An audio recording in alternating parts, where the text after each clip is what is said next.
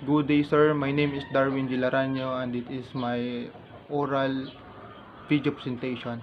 Number 1.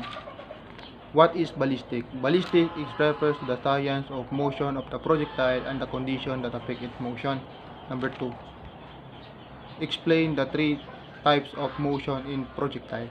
There are three types of motion in the projectile. First is direct motion. It is the forward movement of the bullet or shot out from the shell by the action of expansive force of gases coming from the burning gunpowder.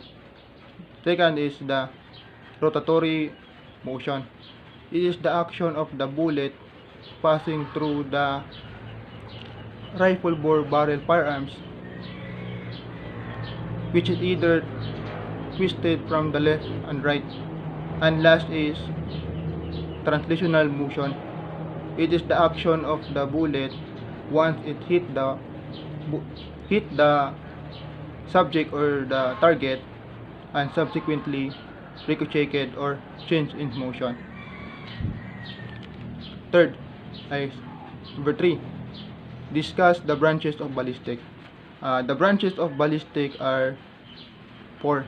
First is interior ballistic. Interior ballistic is the branch of ballistic which treat the motion of the projectile inside the firearms. Second is exterior ballistic. Exterior ballistic, it is the movement of the projectile after leaving the muzzle of the gun and before reaching the target. Third is the terminal ballistic.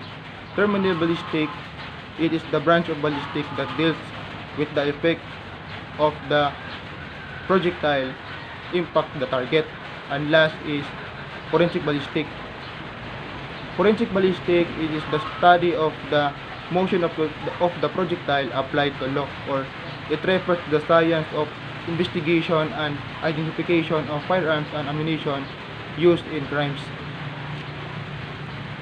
Number 4. What is trajectory?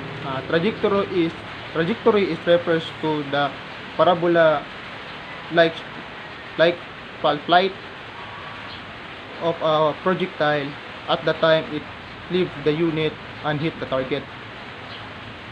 5. What is an ammunition? Ammunition it refers to a complete unfired unit consisting bullet, gunpowder, cartridge case, and primer. Number 6. How do you describe a projectile? A projectile is any metallic or non-metallic ball which propelled from a firearms. Number 7. Discuss the type of cartridge case. There are three types of cartridge case, namely, first is straight type, a type of cartridge case that has a straight case body, usually used in automatic weapon.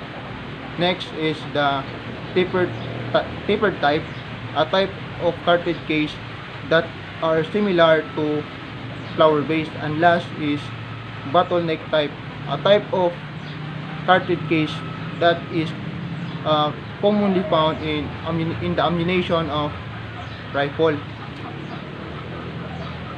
Number 8. How do you distinguish revolver from pistol? Revolver, it is a type of hand firearms that has a rotating cylinder served as its chamber, while pistol is a type of hand firearms that has a magazine carried ammunition. Number 9. Distinguish smoothbore firearms from rifle bore firearms.